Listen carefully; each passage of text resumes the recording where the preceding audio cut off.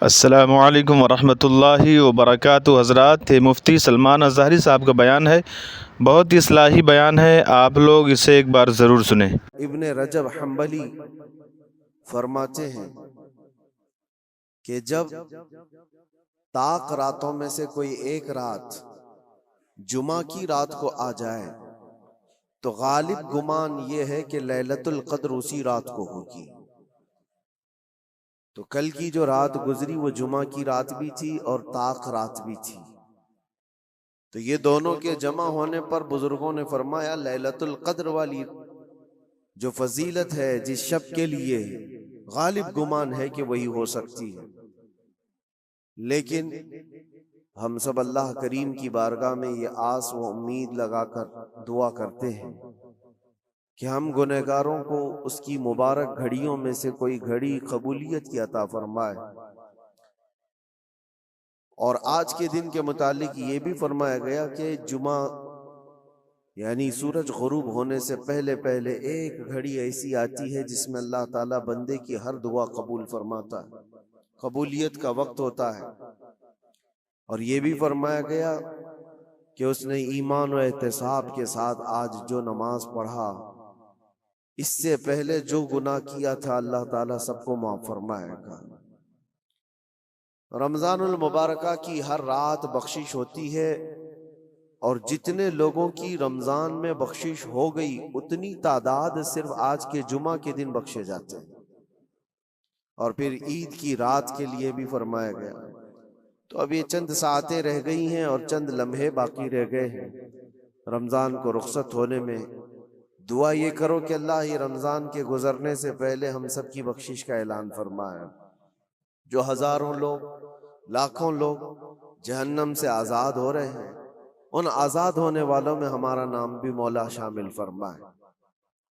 ویسے دنیا بھر میں آج کے دن کو مسلمانوں نے یوم القدس کے نام سے منسوب کیا ہے، یوم القدس کے نام سے اس کو موسوم کیا ہے۔ دنیا الگ الگ ڈے مناتی ہے، mother's day, father's day, women's day, وہ پتہ نہیں کون کون سے ڈے بہت سارے منائی جاتے ہیں۔ اسلامی اعتبار سے ساری دنیا کے مسلمانوں نے رمضان کے آخری جمعہ کو القدس ڈے، یوم القدس یعنی بیت المقدس کی حفاظت والا دن قرار دیا۔ پوری دنیا آج دعاؤں میں مشغول ہے اور امت کو قدس کے متعلق اویئرنیس لانے کے لیے، ان کے اندر معلومات پیدا کیے جانے کے لیے ہر جگہ پر محفلیں ہوتی ہیں، تقاریر ہوتی ہیں، اور ہونا بھی چاہیے کہ امت کو یہ حصہ ٹرانسفر کیا جائے۔ آج دور دراز بیٹھے ہوئے لوگ یہ سمجھتے ہیں کہ فلسطین میں جو کچھ بھی چل رہا ہے وہ ان کا علاقائی جھگڑا ہے، ان کے بارڈر کا مسئلہ ہوگا جیسے ہمارے لیے کشمیر کا مسئلہ بنتا ہے۔ ایسا نہیں ہے میرے عزیزو، یہ بہت پرانی تاریخ ہے۔ بیت المقدس جو خطہ ہے جس کو مسجد اقصی کہا گیا قرآن پاک میں، جہاں سے رسول کریم صلی اللہ تعالی علیہ وسلم کی معراج ہوئی، جس کا ذکر صاف قرآن پاک میں ہے، سبحان الذی اسری بعبدہ لیلا من المسجد الحرام الی المسجد الاقصی۔ پاک ہے وہ ذات جس نے اپنے بندے خاص کو ایک رات مسجد حرم سے جو مکہ میں مسجد اقصی تک کا سفر کرایا۔ مسجد اقصی کیا ہے؟ قرآن کہتا ہے الذی بارکنا حولہ، جس کے ارد گرد ہم نے برکت رکھی ہے، جس کے ارد گرد برکتیں رکھی گئی ہیں۔ تو مسجد اقصی یہ کل پرسوں والی، سال دو سال پہلے والی یا 100-200 سال پہلے والی مسجد کا نام نہیں ہے، یہ اتنی پرانی ہے جس کی تاریخ تقریباً 4000 سال پہلے کی۔ سیدنا ابراہیم علیہ السلام کے زمانے سے یہ آباد علاقہ، اور ایک دو نہیں ہزاروں انبیاء اکرام علیہ السلام کا وہ قبلہ رہا، اور خود مسلمانوں کا بھی قبلہ اول وہی تھا، پہلے اسی کی طرف منہ کر کے نماز ادا کیا جاتا۔ اور نبی پاک صلی اللہ تعالی علیہ وسلم جب مدینہ طیبہ ہجرت فرما کر آئے تو آپ اندازہ کیجئے کہ بعثت کے 13 سال کے بعد، یعنی حضور کے اعلان نبوت کے 13 سال کے بعد حضور پاک صلی اللہ تعالیٰ علیہ وسلم نے ہجرت فرمائی، مکہ کے 13 سال، اور پھر مدینہ جانے کے بعد وہاں 17 مہینے تقریباً 1.5 سال بیت المقدس کی طرف منہ کر کے ہی نماز پڑھی جاتی تھی، بیت المقدس کی طرف رخ کر کے ہی عبادت ہوتی، اور 17 مہینے کے بعد پھر وہ حکم آیا، وہ بھی میرے مصطفیٰ کریم صلی اللہ علیہ وسلم کی خواہش پر، کہ آپ ظہر کی نماز ادا کر رہے تھے اور آپ کے دل میں یہ خیال آیا کہ ہمارا قبلہ بیت المقدس کی بجائے خانہ کعبہ ہوتا تو اچھا ہوتا۔ رب تبارک و تعالیٰ کی بارگاہ میں وہ خواہش کرتے ہوئے آسمان کی طرف نماز کی حالت میں حضور دیکھ رہے تھے، چہرہ آسمان کی طرف اٹھا رہے تھے، 2 رکعت ہو چکی تھی، تب اللہ تعالیٰ نے قرآن کی آیت نازل فرمائی نماز کی حالت میں ہی، قد نرا تقلب وجهک فی السماء فلنولینک قبلۃ ترضاها، اے محبوب ہم آپ کا چہرہ اٹھانا دیکھ رہے ہیں آسمان کی طرف، اور عنقریب آپ کو اسی طرف پھیر دیں گے جہاں آپ کی رضا ہے، آپ کی جس میں خوشی ہے۔ اور پھر فوراً آیت بھی نازل ہو گئی، فولی وجہک شطر المسجد الحرام، دیر کس بات کی محبوب، ابھی آپ اپنا چہرہ خانہ کعبہ کی طرف فرما لیں، بیت المقدس سامنے ہے تو خانہ کعبہ بالکل اپوزٹ میں۔ حضور اکرم صلی اللہ علیہ وسلم 2 رکعت کے بعد نماز کی حالت میں ہی گھوم گئے، اور اس کے بعد باقی کی 2 رکعت خانہ کعبہ کی طرف منہ کر کے پڑھائی۔ تو قبلہ تو جو بدلا وہ نبی پاک صلی اللہ علیہ وسلم کے زمانے میں 17 مہینے نماز مدینے میں پڑھنے کے بعد، لیکن اس سے پہلے بیت المقدس قبلہ اول رہا۔ بیت المقدس انبیاء اکرام کا مسکن ہے، تقریباً 30,000 کے قریب انبیاء اکرام علیہ السلام اس کے ارد گرد ہیں بیت المقدس کے، اور وہ اس کو قرآن پاک نے ارض مقدس کہا ہے، ارض مقدس بھی قرآن پاک میں اس کا ذکر ہے۔ مسئلہ یہ ہے کہ وہاں پر دنیا کے 3 بڑے پرانے جو ادیان ہیں ان کا وہ محور و مرکز بنتا چلا جاتا ہے، یہودیت، عیسائیت اور مسلمانوں کے لیے، سب کے لیے وہ مقدس ہے، محترم ہے، متبرک ہے۔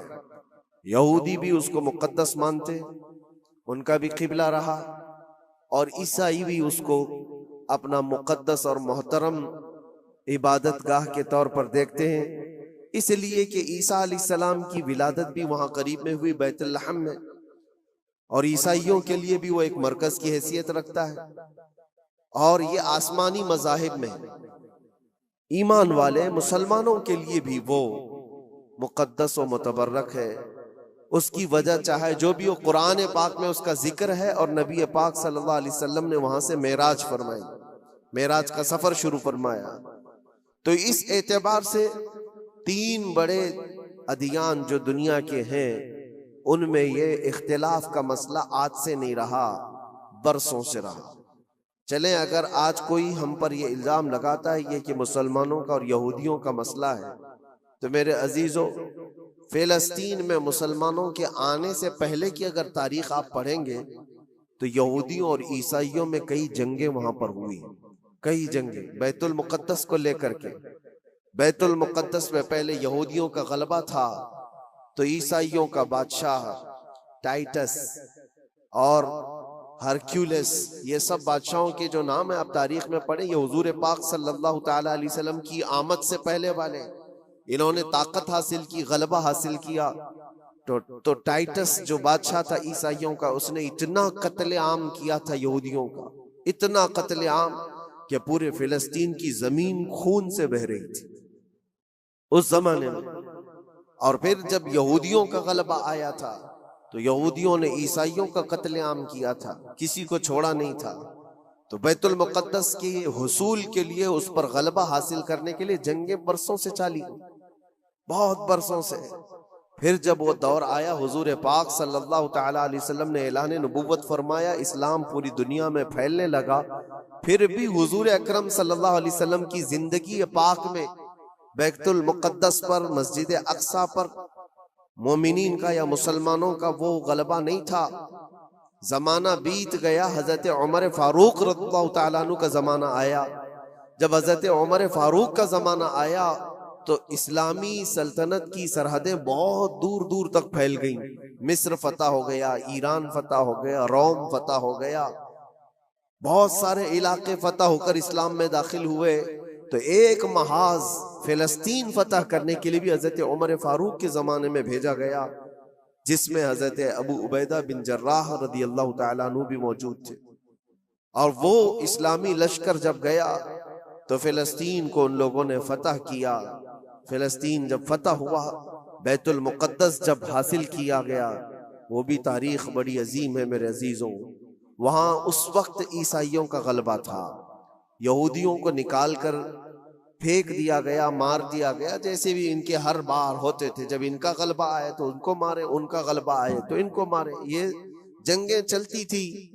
پھر جب اسلام آیا تو اس زمانے میں عیسائیوں کا وہاں غلبہ تھا، انہوں نے حوالے کر دیا بیت المقدس کو، مسجد اقصی کو حوالے کیا. تو یہ بہت بڑی خوشی کی بات تھی. تو اس وقت وہاں موجود صحابہ نے حضرت عمر فاروق رضی اللہ تعالیٰ عنہ کو خط لکھا کہ آپ تشریف لائیں کہ بیت المقدس فتح ہو چکا ہے. اور یہ مسلمانوں کے لیے ایک بہت بڑی بشارت تھی، بہت بڑی عظیم خوشخبری تھی. اور سب انتظار میں تھے کہ امیر المومنین آئیں گے تو ان کے ذریعے سے یہاں پر نماز ادا کی جائے گی. حضرت عمر نے خبر پاتے ہی سفر شروع فرمایا تھا، لیکن وہ کس حال میں سفر کیا تاریخ میں موجود ہے. وقت کا امیر المومنین جس نے محاذ پہ محاذ چھیڑ رکھے تھے اور بڑے بڑی سلطنتوں کو زیر کر دیا تھا، لیکن بیت المقدس کے فتح ہونے کی خبر پا کر جب جانا تھا تو بہت لاؤ لشکر لے کر کے نہیں نکلے، اپنے ایک غلام اور ایک گھوڑے کے ساتھ نکلے تھے مدینہ طیبہ سے. اور وہ بھی اس حال میں نکلے تھے کہ غلام سے طے کر لیا تھا کہ 1 میل میں اس پر بیٹھوں گا، تو چلے گا، اور 1 میل تو بیٹھے گا اور میں اس رسی پکڑ کر چلوں گا. یہ دونوں میں طے ہو چکا تھا. اس طرح سے امیر المومنین سفر کرتے ہوئے فلسطین پہنچے تھے، بیت المقدس پہنچے تھے. حضرت عمر فاروق رضی اللہ تعالیٰ عنہ، یہ باتیں آج اس لیے بتا رہا ہوں کہ جنہوں نے خون کا بازار گرم کر رکھا ہے اور جو ہم پر یہ الزامات ہیں کہ تلوار کے زور پر علاقے حاصل کیے، تو حضرت عمر کی یہ سیرت بھی بتاؤ، یہ تاریخ بھی بتاؤ کہ فاتح قوم کس طرح سے جاتی ہے، اکڑ کر، لوگوں کو پکڑ کر نہیں. حضرت عمر جب بیت المقدس کے فتح کے بعد فلسطین آ رہے تھے، خبر مشہور ہو گئی، عیسائی بھی مسلمان بھی جو وہاں موجود تھے سب لوگ امیر المومنین کو دیکھنے کے لیے باہر نکلے تھے. اتفاق ایسا تھا کہ فلسطین جب قریب تھا تو سواری پر بیٹھنے کی باری غلام کی تھی، حضرت عمر کی باری رسی پکڑنے کی تھی. وہ رسی پکڑ کر کے وہاں قریب پہنچے تو لوگوں نے یہ سوچا جو سواری پر بیٹھا ہے وہ امیر المومنین ہے. لوگ سب اس کے پیچھے دوڑنے لگے. تو وہاں موجود صحابی رسول حضرت ابو عبیدہ نے کہا، اے لوگو، تم غلط فہمی میں ہو، سواری پر بیٹھا ہوا امیر المومنین نہیں، گھوڑے کی رسی پکڑا ہوا وہ امیر المومنین، وہ تو غلام ہے ان کا. لوگوں نے پوچھا ایسا کیسے ہو سکتا ہے، تمہارا اتنا بڑا عظیم بادشاہ، اتنا بڑا سلطان، وہ رسی پکڑ کر چل رہا ہو، کوئی غلام بیٹھا ہو؟ کہا یہی تو اسلام کا عدل ہے، فاروق اعظم کا عدل ہے. انہوں نے یہ طے کیا ہے کہ راستے میں دونوں برابر کے سفر میں حصے دار ہوں گے، تھوڑا آرام تم کرو گے، تھوڑا آرام ہم کریں گے. ان اخلاق کو دیکھ کر موجود کئی لوگوں نے اسلام قبول کیا تھا.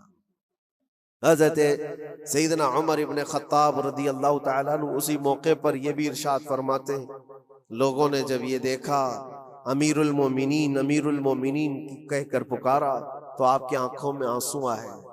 فتح بیت المقدس کے موقع پر میرے عزیزوں ہو سکتا ہے کسی کا سینہ چوڑا ہو جائے کہ بیت المقدس فتح کر لیا ہے، اب ہم نے مسلمانوں کا قبلہ اول واپس آ گیا ہے.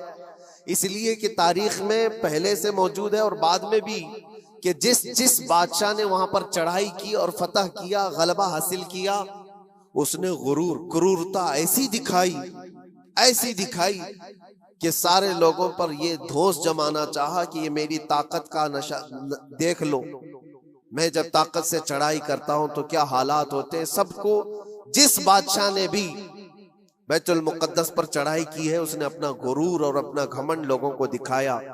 یہ امیر المومنین عمر ابن خطاب تھے، جب بیت المقدس فتح ہونے کے بعد آئے تھے تو آنکھوں میں آنسو تھے اور روتے ہوئے لوگوں سے کہا، اے لوگوں میری کوئی حیثیت نہیں، میں تمہیں بتاتا ہوں میں خطاب کا بیٹا عمر ہوں۔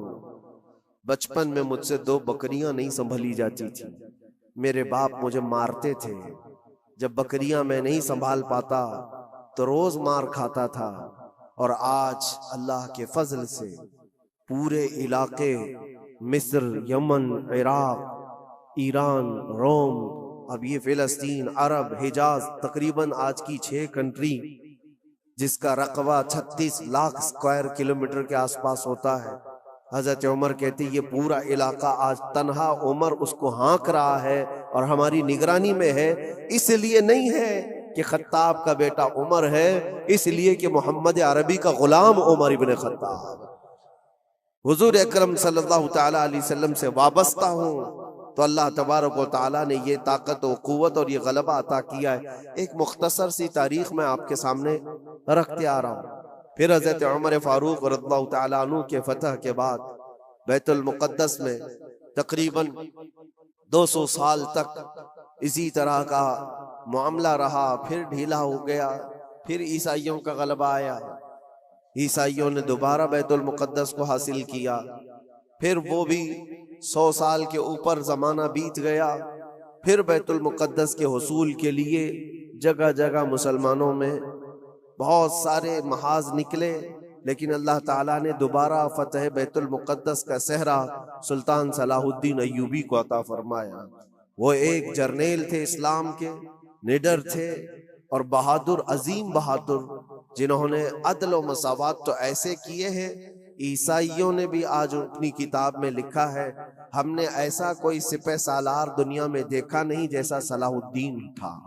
صلاح الدین نے اپنے نفس کے لیے، اپنی ذات کے لیے کسی ایک کو بھی مارا نہیں، کسی ایک کو بھی بندھک نہیں بنایا۔ بے شمار لوگ جو عیسائی تھے وہاں پر، ان کو مال جائیداد جو چاہیے وہ سب دے کر کے آزاد کیا ہے۔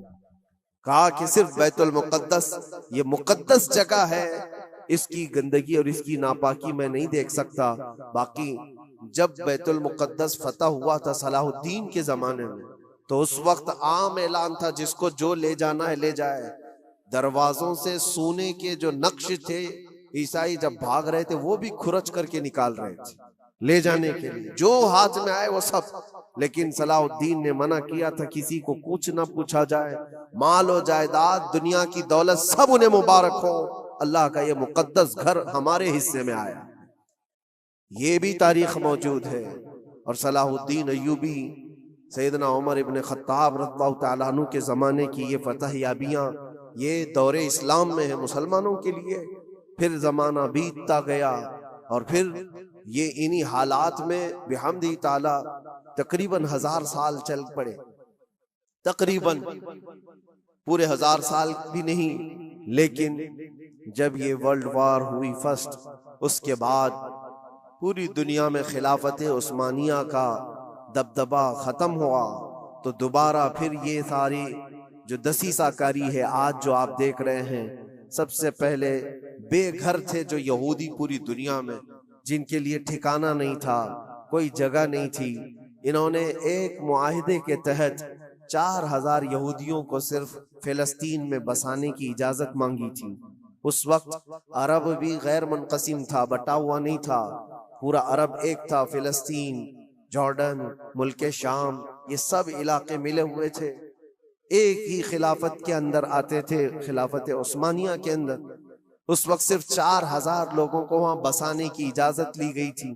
اس کے بعد پھر 4000 لوگوں سے یہ آبادی بڑھتے ہوئے دنیا کے ہر کونے سے یہ مائیگریٹ کرنا شروع کیے، ہجرت کرنے لگ گئے، اور دھیرے دھیرے دھیرے کرتے کرتے 1912 سے لے کر 1947 تک ان یہودیوں کی جگہ جگہ سے ہجرت ہوئی، اور وہ جا کر کے اس جگہ جمع ہوئے، اور آج جو ایک خطہ آپ دیکھ رہے ہیں اسرائیل نام سے، حقیقت میں اسرائیل نام سے کوئی وجود ہی نہیں تھا، وہ پورا فلسطین تھا، پورا فلسطین۔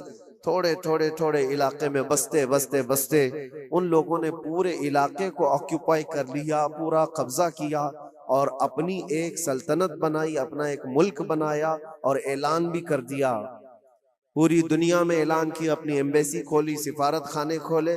لیکن حیرت کی بات ہے کہ فلسطین کو ایسا دبا دیا گیا، اب اس کی اپنی کوئی حکومت نہیں، اس کی اپنے کوئی اختیارات نہیں، وہ نام کے لیے ایک علاقے میں بس سمٹ گئی ہے، اور ایک چھوٹا سا علاقہ اب بچ گیا ویسٹ بینک کا اور غزہ کا، جہاں آج لڑائیاں ہو رہی ہیں، جہاں بم بارود برسائے جا رہے ہیں، یہ تھوڑا سا علاقہ بچا رہ گیا ہے۔ میرے عزیزو، یہ ایک تاریخ ہے جو میں آج آپ کو منتقل کر رہا ہوں، اس لیے کہ نئے بچوں کو، نئی جنریشن کو تاریخ سے بہت کم دلچسپی ہے۔ یہ انٹرنیٹ کی دنیا میں رہنے والے لوگ، آپ یہ بات یاد رکھیں، یہ وراثت کے طور پر ہم نے آج تک منتقل ہوتی آئی۔ تاریخ اس لیے بتا رہا ہوں کہ وہاں پر جو جھگڑا ہے، وہاں پر جو حالات بنے ہوئے ہیں، وہ آج کل کے نہیں ہیں، صدیوں سے موجود ہیں، کئی سینکڑوں سالوں سے موجود ہیں۔ اور اللہ کے نبی صلی اللہ علیہ وسلم کی ایک بشارت بھی سنا کر جاتا ہوں۔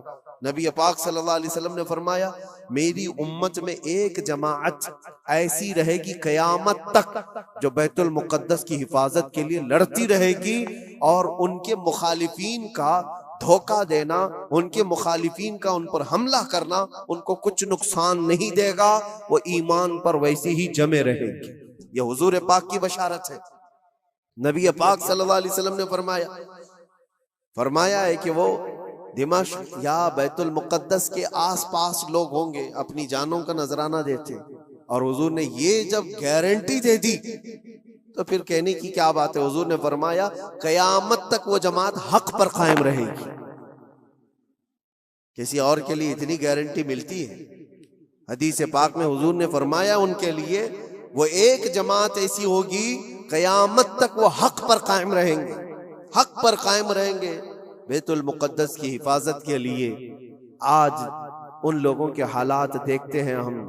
پھر میں آپ کو ایک آیت جو شروع میں پڑھا عرض کیے دیتا ہوں۔ رب تعالیٰ فرماتا ہے وَسَيَعْلَمُ الَّذِينَ ظَلَمُوا أَيَّ مُنْقَلَبٍ يَنْقَلِبُونَ، ان قریب ظلم کرنے والے یہ دیکھیں گے کہ اللہ ان کو کس کھائی میں گراتا ہے، کس پلٹی وہ پلٹیں گے۔ وہ انجام آئے گا، کسی بھی ظالم کو چھوڑا نہیں گیا ہے۔ ظلم کی انتہا ہو گئی، ظلم کی انتہا ہو گئی۔ حیرت ہوتی ہے یہ دنیا آج جو نیوٹرل بنتی ہے، سیکولر بنتی ہے، ان کی زبانوں میں کیا دہی جم گیا ہے۔ ان چھوٹے سے بچوں کی موت پر کوئی دو جملے بولنے کو تیار نہیں، صرف اس لیے کہ مسلمان ہیں، صرف اس لیے کہ وہ ایمان والے ہیں۔ میرے عزیزو، دنیا میں کہیں کسی کی ظلمن موت ہو جائے تو ساری میڈیا چیختی ہے، چلاتی ہے۔ اور آج جہاں 49,000 لوگوں کو قتل کر دیا گیا، مار دیا گیا، ان کا قصور کیا تھا بتائیں؟ ان کا قصور کیا ہے؟ جنگ جس سے چل رہی ہے اس جماعت کا تو کوئی نشانی نہیں ملتا۔ جس جماعت کے ساتھ، جس تحریک کے ساتھ، جس تنظیم کے ساتھ یہودیوں کی جنگ چل رہی ہے، اس تنظیم کا کون مر رہا ہے، اس تنظیم کے کتنے لوگ مارے جا رہے ہیں، اس کا کوئی حساب نہیں۔ لیکن سیویلینز جو وہاں کے بچے ہیں، عورتیں ہیں، بوڑھے ہیں، ان میں سے تقریباً 50,000 لوگ شہید ہو چکے، جس میں سے تقریباً 15,000 کے آس پاس تو بچے ہیں، چھوٹے سے بچے ہیں۔ کلیجہ منہ کو آتا ہے یہ ساری باتیں دیکھ کر کے، سن کر کے۔ میرے عزیزو، جگر رکھنے والا دنیا کا کوئی بھی انسان جس کے اندر تھوڑی انسانیت باقی ہو، وہ یہ تمام مناظر کو دیکھ کر کے ویرودھ تو ضرور کرے گا۔ اور اگر یہ باتیں بھی ہم کو یہاں کہنے میں کسی کو ایسا لگتا ہے تو میں اس کی پرواہ نہیں کرتا، ایمان جب تک ہے ہم بولتے رہیں گے۔ جہاں لوگوں کی جانیں چلی جا رہی ہوں اور تم کہتے ہو کہ یہ حالات صحیح نہیں ہو بولنے کے لیے، تو پھر ایسی بزدلی میں جی کر کے بھی مطلب نہیں، مر جانا ہی بہتر ہے۔ کس لیے جی رہے ہیں؟ حق کو حق نہ کہا جائے، ظلم کو ظلم نہ کہا جائے؟ کیا اتنے بھی زیادہ بزدلی آ گئی ہے؟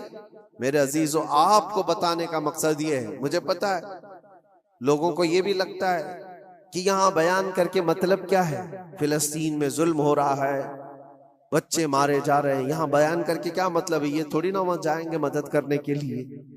لیکن میرے عزیزو، فزیکلی آپ جا تو نہیں سکتے، لیکن اس سے بہت ساری عبرتیں، بہت سارے سبق تم سیکھ سکتے ہو۔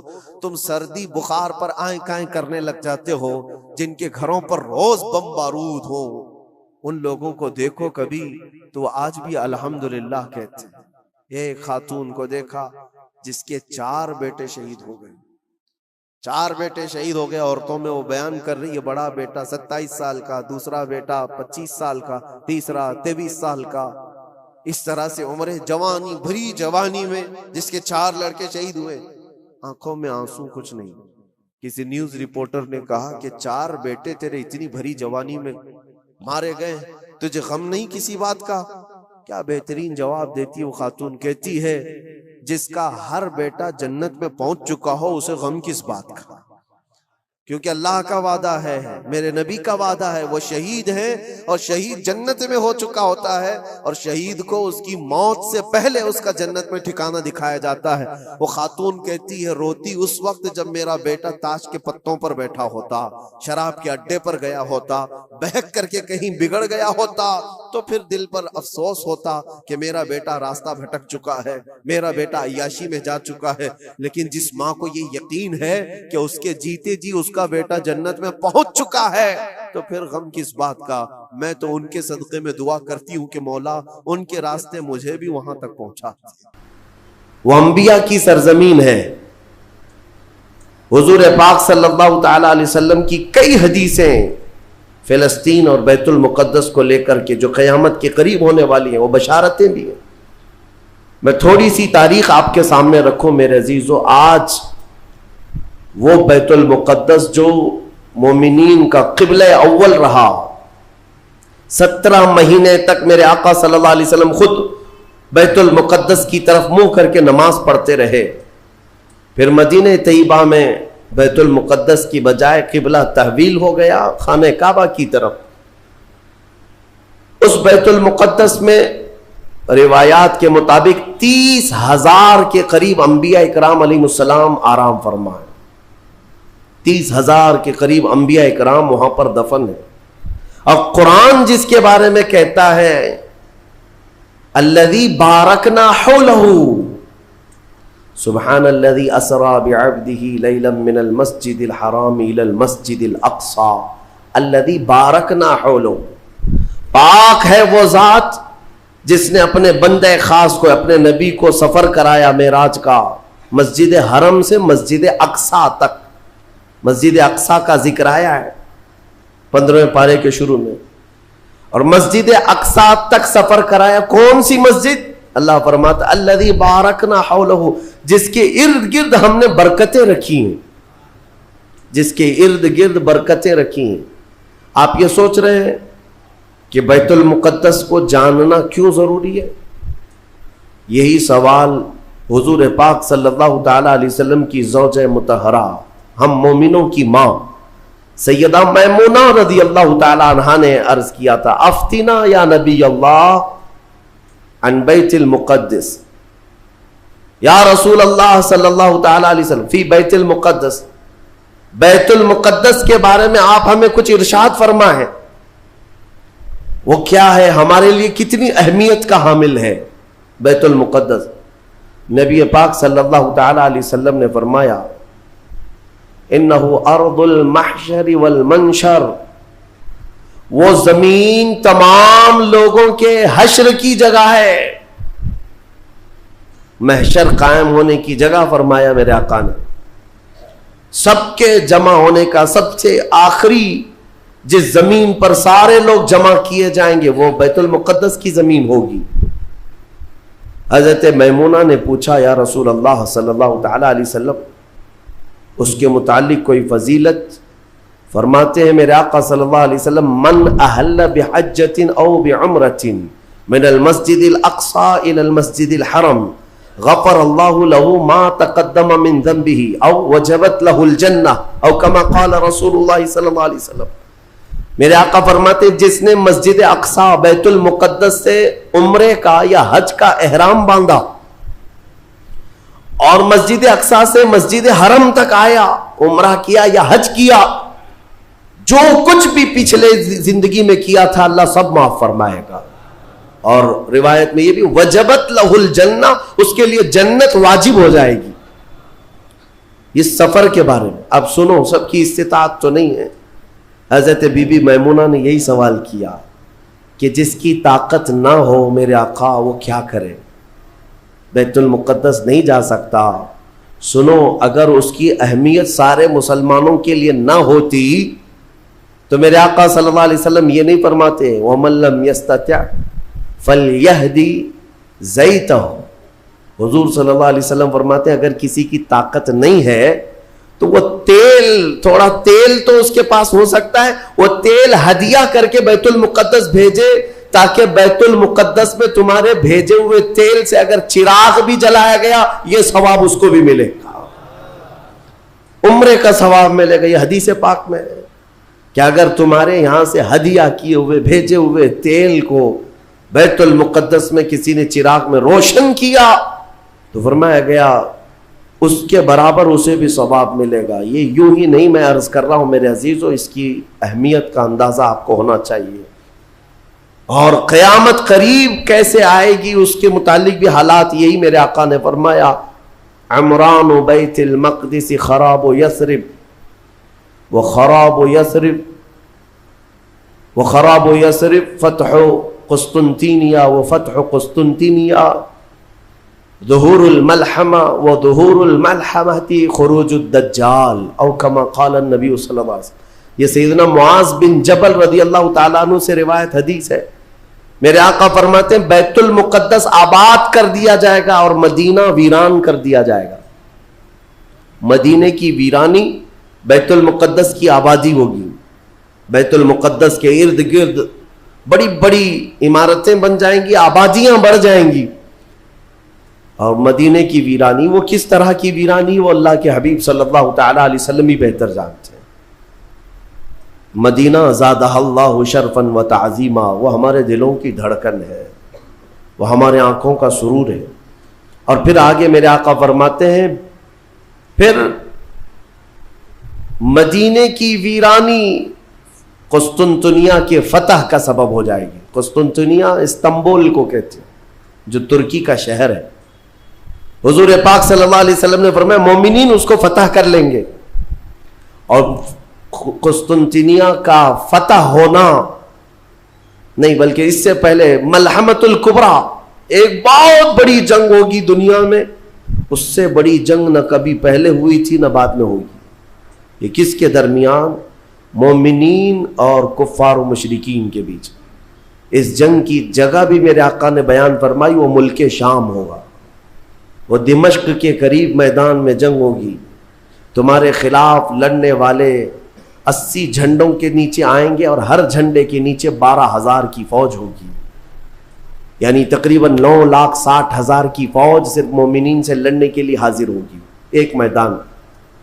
اس میں جو مومنین مسلمان جتنے جائیں گے وہ کتنی تعداد ہے وہ اللہ بہتر جانے، لیکن میرے آقا نے فرمایا پہلے دن 1/3 حصہ میدان چھوڑ کر بھاگ جائے گا مسلمانوں کا. اور حضور پاک فرماتے ہیں وہ پورے روئے زمین کے سب سے بدترین لوگ ہوں گے، ان کی توبہ کبھی نہیں قبول ہوگی.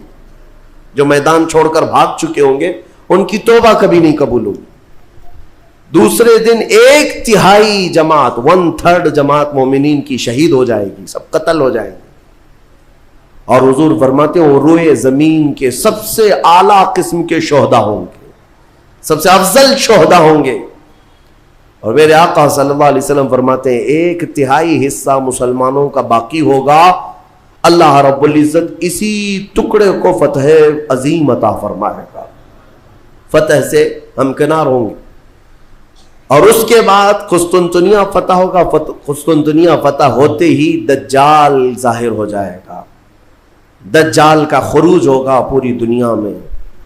لیکن یہ بڑی جو علامتیں میرے آقا نے بیان فرمائی کہ دجال کا ظاہر ہونا، اس بڑی جنگ کا ہونا، یہ قسطنطنیہ کا فتح ہونا، ان سب کی اسٹارٹنگ کہاں سے ہوگی؟ وہ بیت المقدس سے.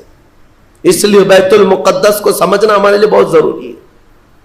آج یہودیوں کے تسلط میں ہے بیت المقدس، ان ظالم اور غاصب یہودیوں کے پنجوں میں ہے بیت المقدس. اور یہ آج کی مارکہ آرائی نہیں ہے. بیت المقدس کے اندر یہ مارکہ آرائی جھڑپیں ایک دوسرے کے ساتھ پچھلے 4000 سال سے چل رہی ہیں. آج کی نہیں ہے یہ. 4000 سال پرانی تاریخ ہے بیت المقدس کی. اور بیت المقدس جو آج فلسطین کی سرزمین پر واقع ہے، جس شہر میں وہ واقع ہے اس کو یروشلم کہتے ہیں. اور یہ حضرت ابراہیم علیہ السلام کا آباد کیا ہوا ہے. سیدنا ابراہیم علیہ السلام عراق کے رہنے والے تھے. عراق کے دریائے فرات کے قریب ایک چھوٹی سی بستی تھی بابل کے قریب. وہاں سے ہجرت کر کے ابراہیم علیہ السلام فلسطین آئے اور وہاں ان کی اولاد ہوئی. ابراہیم علیہ السلام پوری دنیا میں 2 مقدس سرزمینوں کو آباد کرنے والے نبی ہیں. حضرت ابراہیم علیہ السلام سے ایک بیٹے پیدا ہوئے اسحاق علیہ السلام. اسحاق علیہ السلام کو حضرت ابراہیم علیہ السلام نے فلسطین میں آباد کر دیا. اور دوسرے بیٹے ابراہیم علیہ السلام کے سیدنا اسماعیل علیہ السلام. اور حضرت اسماعیل علیہ السلام کو مکۃ المکرمہ میں آباد کیا. ابراہیم علیہ السلام کے 2 بیٹے 2 مقدس سرزمینوں کو آباد کرنے والے ہیں. ایک مکہ کو آباد کرتے ہیں اور ایک فلسطین بیت المقدس کو آباد کرتے ہیں. اور بنی اسرائیل اسی خاندان کو کہتے ہیں. ابراہیم علیہ السلام کے نیچے جو خاندان آیا حضرت یعقوب علیہ السلام کی اولاد. اور تقریباً سارے انبیاء کرام علیہ السلام جو بنی اسرائیل کے ہیں وہ اسی فلسطین کی سرزمین میں پیدا ہوتے رہے یا پھر ہجرت کر کے وہیں آئے. بڑے بڑے اگر نبیوں کا نام میں اگر ذکر کروں یہ سب فلسطین میں ہیں. حضرت ابراہیم علیہ السلام، حضرت اسحاق علیہ السلام، حضرت یعقوب علیہ السلام، حضرت یوسف علیہ السلام، حضرت داؤد علیہ السلام، حضرت سلیمان علیہ السلام، حضرت زکریا علیہ السلام، حضرت موسیٰ علیہ السلام، حضرت عیسیٰ علیہ السلام، حضرت یحییٰ علیہ السلام. یہ سب کے سب وہیں بیت المقدس کے ارد گرد آباد. وقت کے جلیل القدر پیغمبر بلکہ یہ رسولان اعظام ہیں، یہ سب فلسطین کی سرزمین پر آباد رہے. اس سے آپ اندازہ کر سکتے ہیں کہ وہ زمین کتنی برکت والی ہوگی، وہ زمین کتنی متبرک ہے. اور اس زمین کی چھوٹی سی اگر میں آپ کو تاریخ بتاؤں تو ابراہیم علیہ السلام کی اولاد کے آباد ہونے کے بعد بنی اسرائیل یہ سرکش قوم ہے بنی اسرائیل. یہ ادھر ادھر بھاگ کر چلے گئے، فلسطین میں آباد نہیں رہے، برسوں بھاگے پھرتے رہے. پھر موسیٰ علیہ السلام کا جب زمانہ آیا تو اللہ تعالیٰ نے آپ کو حکم دیا، اے موسیٰ آپ اپنی قوم کو لے کر اس ارض مقدس میں جائیں. مقدس سرزمین، قرآن میں بھی اللہ نے اس کو مقدس سرزمین فرمایا. یا قوم ادخلوا الارض المقدسہ. موسیٰ علیہ السلام نے کہا ہے میری قوم چلو مقدس زمین پر جاتے ہیں، اور پیٹ پھیر کر بھاگنا مت ورنہ خسارے میں آؤ گے، نقصان میں آؤ گے. جو اس مقدس سرزمین سے پیٹ پھیر کر بھاگے گا وہ بڑے گھاٹے میں رہے گا. قرآن کا فرمان. ان کی قوم جو ہے موسیٰ علیہ السلام کی، اس نے جواب کیا دیا جانتے ہیں؟ بیت المقدس کی طرف موسیٰ علیہ السلام بلا رہے تھے تو وہاں ایک دوسری قوم آباد تھی، قوم عمالقہ. وہ اونچے چوڑے لوگ تھے، بڑے ہٹے تگڑے لوگ تھے. موسیٰ علیہ السلام کی قوم گھبرا گئی اور کہا کہ ہم نہیں آئیں گے. قالوا انا لن ندخلها ابدا ما داموا فيها. جب تک یہ قوم اس سرزمین پر ہے ہم نہیں آئیں گے. موسیٰ علیہ السلام بلانے لگے، چلو ان سے لڑائی کریں گے، اللہ تعالیٰ فتح عطا کرے گا. تو انہوں نے کہا اذهب انت وربك فقاتلا انا هاهنا قاعدون. موسیٰ آپ اور آپ کا خدا جا کر اس قوم سے لڑے، ہم بیٹھ کر دیکھیں گے لڑائی کیسی ہوتی. ان کی قوم کا جواب یہ تھا.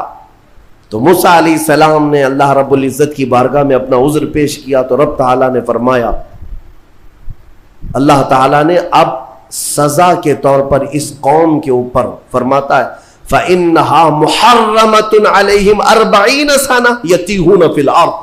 اب 40 سال تک ان میں کا کوئی بندہ اس مقدس سرزمین پر داخل نہیں ہو سکے گا. اللہ نے حکم فرمایا 40 سال ان پر یہ زمین حرام کر دی گئی. وہی بنی اسرائیل پر اندر آ نہیں سکو گے اس بیت المقدس پر. اور اس کے بعد رب تعالیٰ نے فرمایا یہ بھٹکتے رہیں گے 40 سال. یتیہون فی الارض، میدان تیہ، یہ صحرائے سینا آج بھی مصر کے وادیوں میں ہے. ہم گئے دیکھیں، پہاڑیوں کا ایک سلسلہ ہے، 100 کلومیٹر دور تک چین ہے پہاڑیوں کی، پہچان نہیں پائیں گے. اگر کسی ایک پہاڑی کے بیچ میں چھوڑ دیا جائے تو زندگی پر بھٹکتا رہے. تو اس بنی اسرائیل کو ان پہاڑیوں کے بیچ میں چھوڑ دیا گیا، ان کو راستہ نہیں ملتا تھا. کب تک؟ 40 سال تک راستہ نہیں ملا. بھٹکتے رہے. وہ ان پہاڑیوں سے باہر آ ہی نہیں پاتے. ایک پہاڑ کراس کرتے، سامنے سیم دوسرا پہاڑ نظر آتا، اس کو کراس کرتے تیسرا بھی سیم ویسا ہی نظر آتا. 40 سال گزر گئے بھٹکتے ہوئے. پھر موسیٰ علیہ السلام کی بھی وفات ہو گئی، ہارون علیہ السلام کی بھی وفات ہو گئی. اب یہ جتنے نافرمان تھے یہ مر گئے. ان کی جو نئی نسل آئی، چھوٹے جو بچے تھے، اب وہ جوان ہوئے تو ان کی سوچ مثبت تھی، فکر اچھی تھی. اس وقت اس بنی اسرائیل کے نبی یوشع بن نون تھے، حضرت موسیٰ علیہ السلام کے خادم بھی رہے، یہ اللہ کے نبی تھے. انہوں نے اپنی قوم کو اکٹھا کیا اور سب کے دلوں میں پھر بات ڈالی، آج سے 40 سال پہلے تمہارے باپ داداؤں پر بیت المقدس کی سرزمین حرام کر دی گئی تھی، اب چلو. تو انہوں نے کہا قوم عمالقہ اب بھی ہے، وہاں پر لڑائی ہوگی. انہوں نے کہا چلو میں تمہارے ساتھ ہوں. جب وہ نکلے بیت المقدس کے راستے پر، وہی ہٹے کٹے لوگوں سے ان کا مقابلہ ہوا، قوم عمالقہ سے. صرف دوپہر سے عصر کے درمیان وہ پوری قوم شکست کھا کر بھاگ گئی اور اللہ نے بیت المقدس بنی اسرائیل کو عطا فرمایا. اللہ کے حکم پر اگر چل کر کے دیکھا ہوتا، یہیں بیٹھ کر کہہ رہے وہ بڑے تگڑے لوگ ہیں، اونچے لوگ ہیں، یہ بنی اسرائیل کی عادت ہے. پھر اللہ رب العزت نے انہیں وہاں پر قرار دیا بیت المقدس. یہ یہودی کہلا ہے. یہودی ایمان والے یہودی تھے جو بیت المقدس میں آباد تھے، برسوں تک رہے. اس کے بعد پھر حضرت عیسیٰ علیہ السلام کا ظہور ہوا، آپ کی ولادت ہوئی. عیسیٰ علیہ السلام کے ساتھ ان یہودیوں نے بڑی بدتمیزیاں کی ہیں، ان کے قتل کا بھی منصوبہ بنایا، ان کی ماں پر الزام لگائے. یہودی بڑی بدماش قوم، اور انہوں نے تقریباً 10,000 نبیوں کو قتل کیا ہے. اللہ کے نبیوں کو قتل کرتے تھے. اب اللہ رب العزت نے قرآن میں جن کے بارے میں فرمایا غضب اللہ علیہم، اللہ کا ان پر غضب ہے، اللہ کا ان پر غضب ہے. آج بھی غضب ہے. تھوڑے دن ان کے ازدہار کے آتے ہیں، ترقی کے آتے ہیں، تو دنیا کو ایسا لگتا ہے پوری دنیا کے بادشاہ یہی ہے. پھر رب تبارک و تعالیٰ انہیں اوندھے منہ پھر گراتا ہے. ذلت ان کا ساتھ قیامت تک نہیں چھوڑے گی، قیامت تک نہیں. انہوں نے انبیاء کا قتل کیا اور بیت المقدس میں آباد رہے. تو پھر ایک بادشاہ ایسا آیا عراق کا، بخت نصر نام تھا.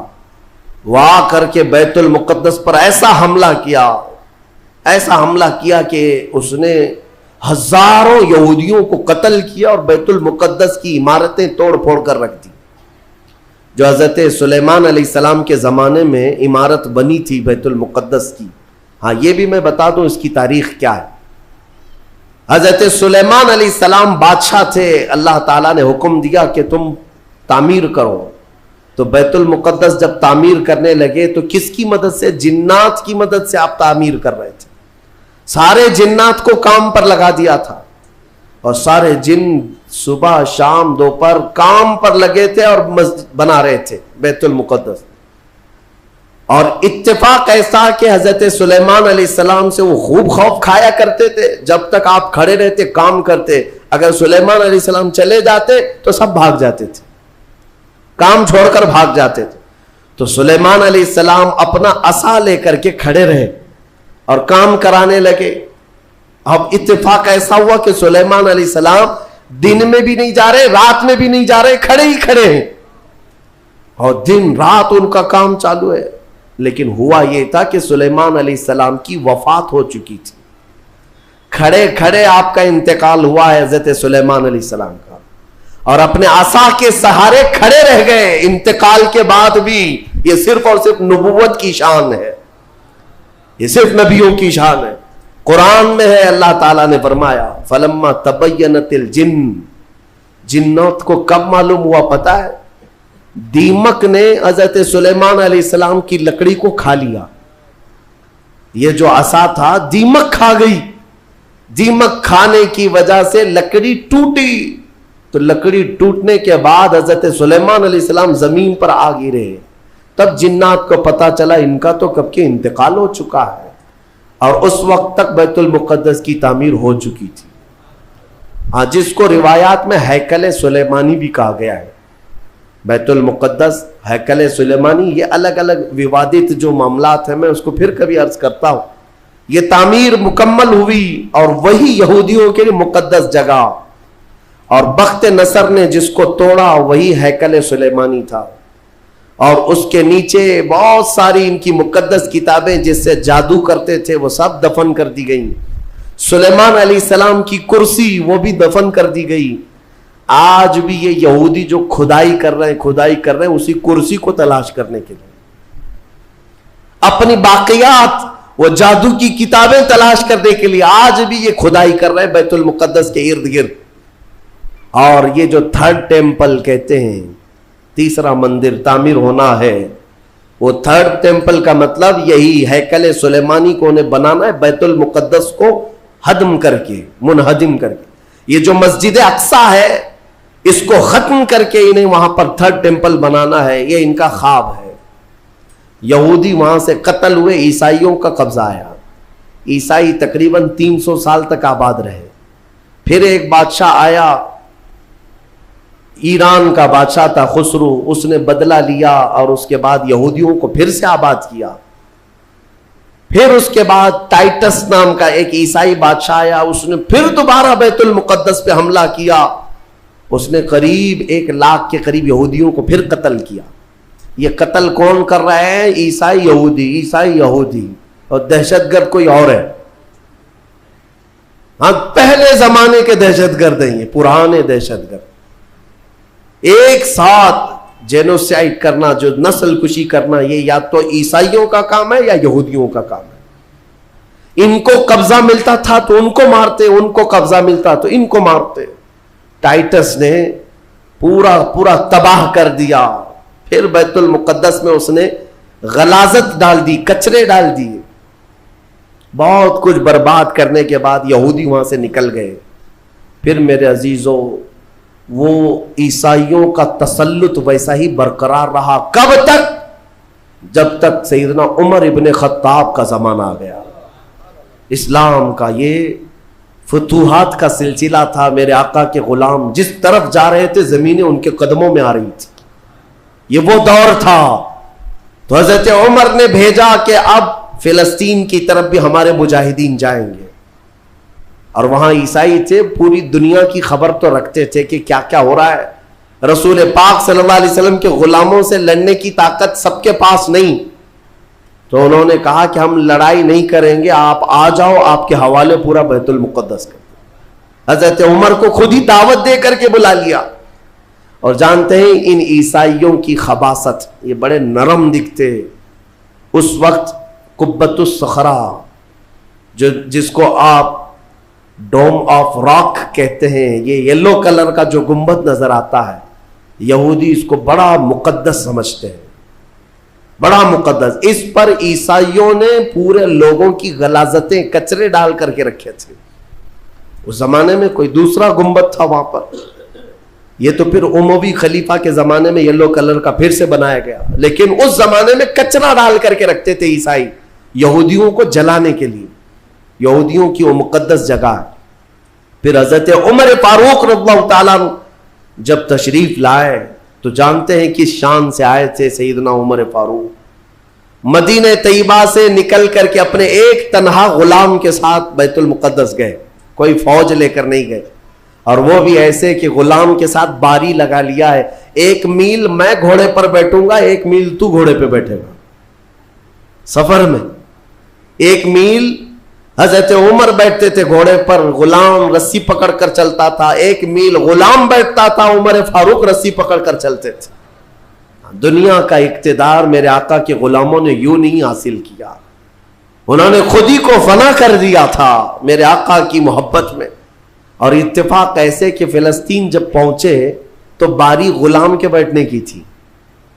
حضرت عمر رسی پکڑ کر کے بیت المقدس میں آ رہے ہیں تو لوگ جو نئے لوگ تھے, عیسائی تھے, وہ سب جھپٹ پڑے امیر المومنین مسلمانوں کے, جن سے کیسر و کسریٰ بھی کانپتے ہیں.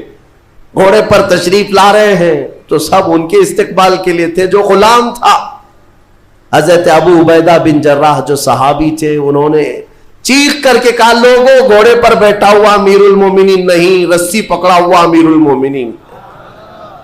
اس شان سے وہ آئے اور اپنے ہاتھوں سے اس گنبد کے اوپر موجود پوری غلاظت کو حضرت عمر نے صاف کیا تھا. بیت المقدس کے ارد گرد جتنا کچرا تھا اپنے ہاتھوں سے صاف کیا, اور پھر وہاں پر اذان کی آواز گونجی.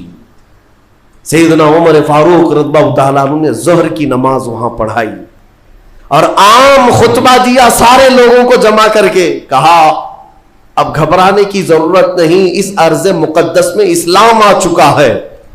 جو عیسائی جو یہودی خوشی سے رہنا چاہے اس پر کوئی زور زبردستی نہیں, وہ اس ارض مقدس میں اقلیتوں کے اعتبار سے رہ سکتا ہے. اسے امن و امان دیا جائے گا, کسی کی عبادت گاہ نہیں توڑی جائے گی. میرے عزیزو, یہ اسلام کا احسان ہے. آج بھی جا کر کے دیکھیں فلسطین میں حضرت عمر کی سلطنت ہو, یعنی خلافت آنے کے باوجود بھی سب سے پرانا جو چرچ ہے عیسائیوں کا وہ آج بھی فلسطین میں باقی ہے, بیت المقدس کے قریب. حضرت عمر نے منع کیا کہ ان کی عبادت گاہ کو ہاتھ نہیں لگایا جائے گا, توڑا نہیں جائے گا. سب کو امان دیا گیا ہے, سب کو امان دیا گیا ہے. اگر ایسے ہی ہمارا تسلط ہر جگہ ہو اور ہم مندروں کو توڑنے والے ہوتے تو 700 سالوں میں پتہ نہیں کیا کیا صاف کر چکے ہوتے. اسلام اس کی تعلیم دیا نہیں, تمہیں آزادی دی ہے کہ جو تمہارے ماتحت ہیں انہیں اپنی عبادت کرنے دے دیا جائے. ذمیوں کو جو اپنے دین میں قائم رہنا چاہتے ہیں انہیں چھوڑ دیا جائے گا, انہیں مارا نہیں جائے گا. حضرت عمر فاروق رضی اللہ تعالیٰ عنہ کے زمانے سے لے کر بیت المقدس مکمل اسلام کے دائرے میں رہا. یہ تقریباً 200 سال تک چلا, تقریباً 200 سال تک. پھر خلفاء جو آئے, فاطمی خلفاء, عباسی خلفاء, سلجوقی خلفاء, جو خلیفے تھے آپس میں ہی لڑ مر رہے تھے دولت کے لیے, پیسے کے لیے, علاقے کے لیے. ان کی آپسی لڑائیوں کی وجہ سے دوبارہ کمزوری آئی مسلمانوں کے درمیان, اور پھر سے صلیبی طاقتیں عیسائیوں کا پھر سے غلبہ ہو گیا. پھر سے بیت المقدس کو انہوں نے ہڑپ لیا. پھر 100 سال تک بیت المقدس پر ان کا راج چلتا رہا, 100 سال تک. پھر انہوں نے یہودیوں کو مارا اور بیت المقدس میں جتنے مسلمان تھے سب کو عیسائیوں نے قتل کیا تھا. مسلمانوں کے خون کو فلسطین میں ایسا بہایا گیا تھا کہ لوگ چلتے تھے تو ہر ایک کا پیر خون سے بھیگ جاتا تھا, سڑکوں پر خون بہتا تھا انسانوں کا. عیسائیوں نے یہ قتل عام کیا تھا. 200 سال حضرت عمر فاروق رضی اللہ تعالیٰ عنہ کے فتح کے بعد, پھر 100 سال ظلم جبر استبداد کے بعد, پھر وہ وقت آیا کہ جب مولا تعالیٰ نے صلاح الدین ایوبی کو پیدا فرمایا. اور صلاح الدین جیسا جرنیل ہم نے تاریخ میں دیکھا نہیں. وہ عاشق رسول تھا, فنا فی الرسول تھا, زندگی سب وقف کر دیا تھا بیت المقدس کے نام پر. تقریباً 18 سال تک جنگلوں, بیابانوں, ویرانوں میں بھٹکتے رہے اپنی فوج کو لے کر. کتنوں سے مقابلہ کیا, اپنوں سے بھی غیروں سے بھی, کیونکہ جماعت کے غدار منافقین سے آپ کا بڑا مقابلہ ہوا ہے. سب سے زیادہ تکلیفیں حضرت صلاح الدین ایوبی کو یہ وہ ٹکڑے ٹکڑے جو بادشاہ ہوا کرتے تھے اور خلیفے بنے ہوئے تھے ان سے تھا, کیونکہ وہ عیاش تھے, اپنے حرم کو دنیا سے آباد کیے ہوئے تھے. صلاح الدین کو قتل کرنے کے منصوبے تک بنے, 4 بار جانی حملے ہوئے, پھر بھی اللہ جسے بچانا چاہے. صلاح الدین کا وہ دن بھی آ گیا جب 12,000 کی فوج لے کر 4 لاکھ صلیبیوں سے تنہا لڑ رہا تھا. کوئی مقابلہ ہو سکتا ہے؟ سوچو ذرا تاریخ میں. یہ میں اپنی لکھی ہوئی بات نہیں کر رہا ہوں, ایک انگریز تاریخ دان ہے, اس نے خود کتاب میں لکھا ہے کہ تاریخ کا ایک عجوبہ ہم نے دیکھا ہے کہ 4 لاکھ صلیبی عیسائی ایک جگہ تھے, پورا روم یورپ سب امڑایا ہے, اور مقابل میں صرف اور صرف ایک سپہ سالار صلاح الدین 12,000 کا فوج لے کر آیا. 12,000. وجہ یہ ہے میرے عزیزوں, 4 لاکھ وہ لائے ہوں گے کھانے پینے والے, لوٹنے کھسوٹنے والے, لیکن صلاح الدین کے ساتھ جو 12,000 تھے وہ جان کا ہدیہ گنبد خضرا میں پیش کرنے والے تھے. ان عاشقوں کی جماعت تھی, اور اللہ تعالیٰ نے صلاح الدین ایوبی کو فتح عطا فرمائی, پھر سے پرچم اسلام لہرایا. میرے عزیزوں, یہ تاریخ تھی 6 صدی ہجری کی, اب یہ 15ویں صدی آ گئی ہے. 6 صدی ہجری سے لے کر بیت المقدس اذانوں سے گونجتا رہا, نمازوں سے آباد رہا, مومنین کا وہاں پر جمع غفیر رہا, لاکھوں کی تعداد میں لوگوں کا آنا جانا چلتا رہا, بلکہ بڑے بڑے جید علماء صالحین وہاں پر آباد ہوئے.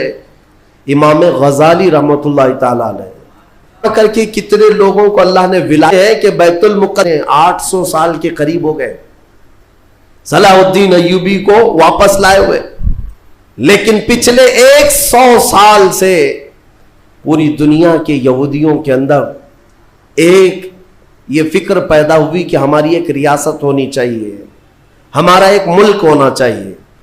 یہ مارے مارے پوری دنیا میں پھر رہے تھے. ہٹلر نے ان کو مارا تو امریکہ میں چلے گئے, امریکہ میں مارے گئے تو برطانیہ میں گئے, برطانیہ سے فرانس میں گئے, جگہ جگہ یہ تھوڑے تھوڑے تھوڑے آباد ہوتے رہے. اور اس کے بعد پھر ان کے اندر ایک تحریک پیدا ہوئی 18ویں صدی عیسوی میں کہ تمہاری اپنی ایک ریاست ہونی چاہیے. تو ان کی اپنی ریاست, اتنا اپنا ملک چاہیے کہاں, وہی مقدس زمین جو تمہارے باپ داداؤں کی, کیونکہ یہودی یعقوب علیہ السلام کی اولاد میں اپنے آپ کو کہتے ہیں. تو اس سرزمین پر جانے کے لیے کوششیں کرتے رہے, لیکن فلسطین اس زمانے میں خلافت عثمانیہ کا حصہ تھی جو ترکی کے بادشاہ تھے. ترکی کے انڈر میں فلسطین آتا تھا, تو وہاں پر ان کی مجال نہیں تھی. لیکن ہوا یہ کہ 1914 سے 1918 کے بیچ میں فرسٹ ورلڈ وار ہوئی, دنیا کی سب سے بڑی جنگ, پہلی جنگ عظیم, جس میں ترکیوں نے جرمنی کا ساتھ دیا اور ہار گئے برطانیہ انگلینڈ کے مقابل میں. تو ہارنے کی وجہ سے ہوا یہ کہ ترکی کی ساری خلافت ختم ہو گئی, خلافت عثمانیہ کے ٹکڑے ٹکڑے ہو گئے. 50 ملکوں پر ان کی اکیلی حکومت تھی, سب ٹکڑے ہو گئے. ترکی کو سب ختم کر دیا گیا, خلافت ختم کر دی گئی. یہ 1920 میں خلافت ختم کر دی گئی, اور پھر برطانیہ انگلینڈ کے تسلط میں, اس کے قبضے میں فلسطین بھی آیا. یہ وہ زمانہ تھا جب ہمارا انڈیا بھی انگلینڈ کے انڈر میں تھا, ہمارا بھارت بھی. برطانیہ ہر ملک فتح کرتے ہوئے اپنے اندر لیتے جا رہے تھے, یہ انگریزوں کی عادت تھی. تو فلسطین بھی ان کے انڈر میں تھا. تو اب ان لوگوں نے یہودیوں کے لیے ایک عام اعلان کیا, ڈکلیریشن آف بالفور کہا جاتا ہے, ایک بالفور اعلامیہ, جس میں اعلان کیا گیا کہ دنیا بھر کے جو بھی یہودی ہیں وہ ہجرت کر کے یہاں آئے, انہیں گھر دیا جائے گا. 1921 سے پھر فلسطین میں ایک چھوٹی سی بستی میں ان کو بسایا گیا. 4000 لوگ پہلے آئے, 4000 لوگ آئے. پھر یہ ہجرت کا سلسلہ چلتا رہا یہاں تک کہ 1947 میں ان کی آبادی 36 لاکھ کے قریب ہو گئی. 30-35 لاکھ سے بڑھ کر کے آگے بڑھ گئے. اور اس کے بعد پھر 1948 میں ان ظالموں نے اقوام متحدہ UN کی مدد سے یہ اعلان کر دیا پوری دنیا میں کہ اب یہ فلسطین نہیں ہے, اس کا آدھا حصہ اسرائیل ہے, یہ ہمارا ملک ہے. بات در حقیقت یہ تھی کہ UN میں, اقوام متحدہ میں یہ بل پاس ہوا تھا کہ یہودیوں کو بھی رہنے دیا جائے, مسلمانوں کو بھی.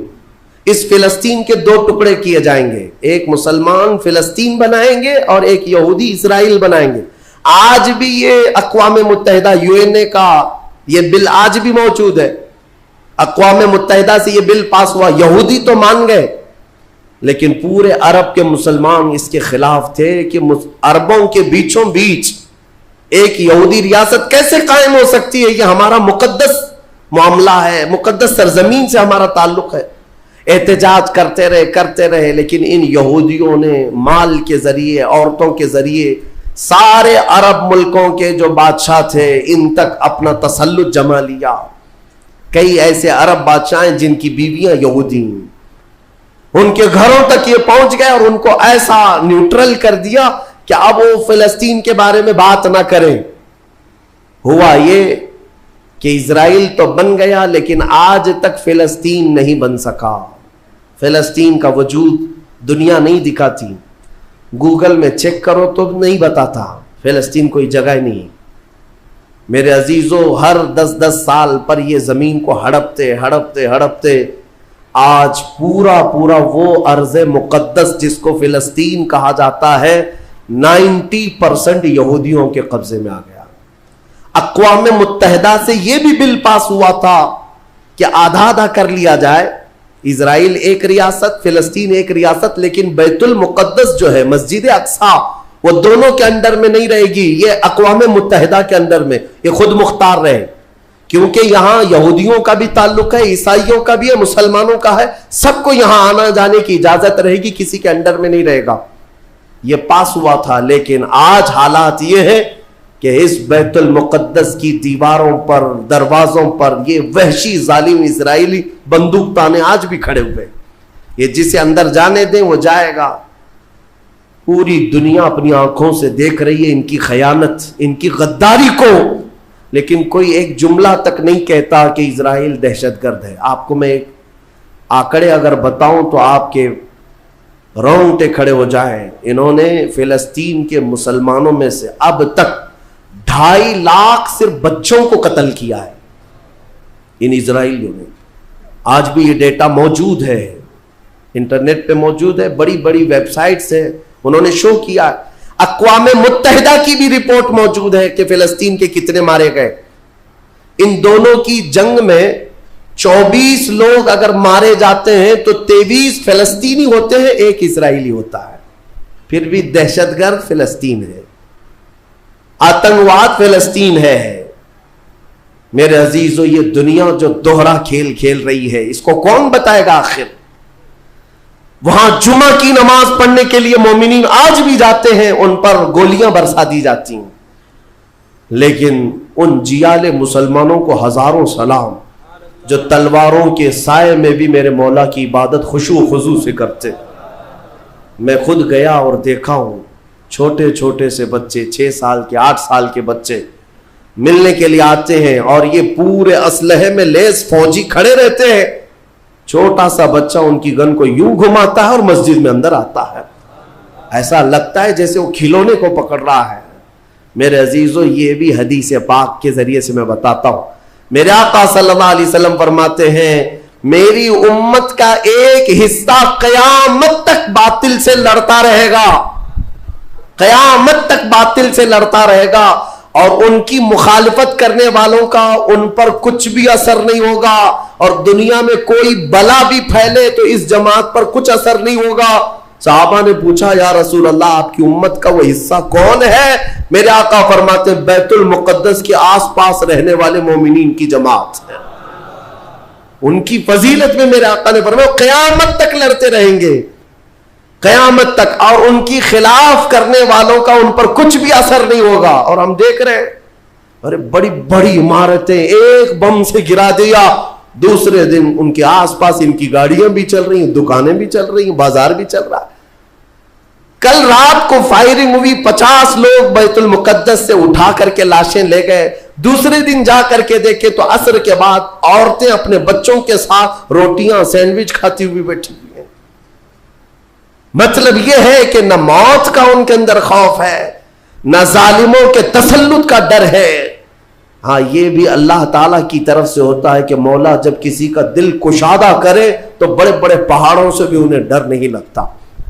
اور ایک حدیث میرے آقا صلی اللہ علیہ وسلم نے فرمایا کہ سید البقاع بیت المقدس، سید الصخرۃ صخرۃ بیت المقدس. حضور نے فرمایا پوری روئے زمین کا سردار جو حصہ ہے وہ بیت المقدس کا حصہ. سردار حصہ. اور گنبدوں میں اگر سردار گنبد ہے تو بیت المقدس کا گنبد ہے، یہ میرے آقا نے فرمایا. اور حضور فرماتے ہیں تم دیکھنا کہ اخیر زمانے میں سارے لوگ اس زمین کی طرف ہجرت کر جائیں گے. جب ایسی ہجرت کا وقت آ جائے حضور فرماتے ہیں فَلْزَمْهُمْ، تم لازم پکڑ لینا، اس جماعت کے ساتھ چلے جانا، کیونکہ خیر پوری دنیا میں صرف وہی ہوگا اور کہیں نہیں ہوگا. اور آج جو حالات دیکھ رہے ہیں نا، یہودیوں کا تسلط ہے، ان کا قبضہ ہے، میرے عزیزوں چند دنوں کی بات ہے. میں قرآن سے اور حدیث سے وقت ہوتا تو میں آج، چونکہ یہ جمعۃ الوداع ہے اور یوم قدس کے نام سے پوری دنیا آج منا رہی ہے، اس لیے میں نے تمہارے سامنے یہ باتیں رکھی ہیں. بیت المقدس کیا ہے؟ بیت المقدس کے بارے میں میرے آقا صلی اللہ علیہ وسلم نے فرمایا یہ ہمیشہ بھی یہودیوں کے تسلط میں نہیں جائے گا. یہ میرا یقین ہے. دنیا ٹل سکتی ہے مگر میرے مصطفیٰ کا فرمان نہیں ٹلے گا. میرے آقا نے اگر فرمایا ہے تو وہ ہو کر رہے گا. حضور فرماتے ہیں خراسان سے ایک جماعت آئے گی. خراسان سے، خراسان یہ افغانستان اور ایران کا کچھ حصہ ہے، جس کو پرانے زمانے میں خراسان کہا جاتا تھا. میرے آقا فرماتے ہیں خراسان سے کالے جھنڈے لے کر کے ایک جماعت نکلے گی اور وہ اتنی تیزی سے بڑھتی ہوئی بیت المقدس کی طرف آئے گی کہ دنیا کی کوئی حکومت اور کوئی طاقت ان کا راستہ نہیں روک سکے گی. اور وہ جھنڈے سیدھے لا کر بیت المقدس پر گاڑ دیں گے. تنصب بإیلیا، میرے آقا فرماتے ایلیا یہ بیت المقدس کی سرزمین کو کہتے ہیں، جھنڈے وہاں گاڑ دیے جائیں گے.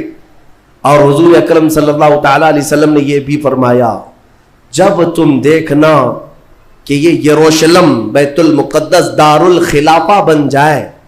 دار الخلافہ کا مطلب راجدھانی، حکومت کرنے کی جگہ بن جائے. میرے آقا صلی اللہ علیہ وسلم فرماتے ہیں فقد دنت الزلازل والبلایا والامور. حضور فرماتے ہیں تو پھر دیکھنا بڑے بڑے زلزلے آئیں گے دنیا میں. جب یروشلم کو راجدھانی بنا دیا جائے دار الخلافہ، بڑے بڑے زلزلے آئیں گے دنیا میں. والبلایا، اور بہت ساری بلائیں پھیلیں گی پوری دنیا میں. یہ وائرس یہ کنٹینیو آئیں گے، یہ مت سمجھنا کورونا چلا گیا. ہاں یہ سب اب کنٹینیو آنے والی ہیں بلائیں. پوری دنیا میں بلائیں پھیل جائیں گی اور اتنے بڑے بڑے معاملات ہوں گے جن کو تمہارے کانوں نے سنا نہیں ہوگا. حضور نے فرمایا. اور یہ دار الخلافہ سے کیا مراد ہے؟ محدثین نے اس میں الگ الگ بحثیں کی ہیں، لیکن میں آپ کو بتاؤں 2017 میں، ابھی 3-4 سال پہلے کی بات ہے، 5 سال پہلے ان یہودیوں نے اپنی راجدھانی ڈکلیئر کر دی. یروشلم ہے، بیت المقدس ہماری راجدھانی ہے. اور سارے سفارت خانے جتنے بھی ایمبیسی ہیں انہوں نے سب وہاں پر منتقل کرنا شروع کر دیا اور بیت المقدس کی سرزمین کو اپنا کیپٹل سٹی بنانے کا اعلان کر چکے. اور میرے آقا کی حدیث صادق آ رہی ہے جب وہ راجدھانی بنے گی اب بڑے بڑے زلزلے ہوں گے اور پوری دنیا میں بلائیں پھیلیں گی اور بڑے بڑے معاملات ہوں گے. اور پھر اس کے بعد میرے آقا صلی اللہ علیہ وسلم فرماتے ہیں ایک دور ایسا آئے گا کہ اللہ ان کو ذلیل و رسوا کر کے اس زمین سے نکالے گا اور ایک امام برحق کے جھنڈے تلے مومنین جمع ہوں گے. پوچھا گیا وہ امام برحق کون ہوگا؟ میرے آقا فرماتے ہیں وہ میری اولاد میں سے ہوگا، اس کا نام میرے نام پر ہوگا، اس کے باپ کا نام میرے باپ کے نام پر ہوگا اور اللہ اس کو امام مہدی کی شکل میں بھیجے گا. یہ زمانہ بہت قریب آ چکا، یہ زمانہ بہت